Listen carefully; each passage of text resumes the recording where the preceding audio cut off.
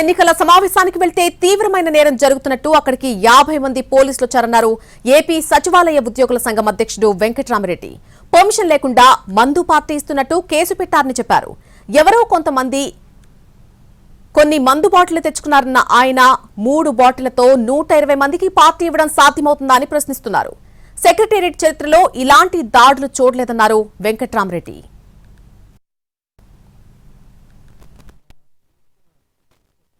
December 4వ తారీఖు జరగబోయే క్యాంటీన్ ఎన్నికల గురించి మాట్లాడుకోవడానికి పోటీ చేస్తున్న మా వాళ్ళు ఒక మీటింగ్ ఏర్పాటు చేసుకోవడం జరిగింది.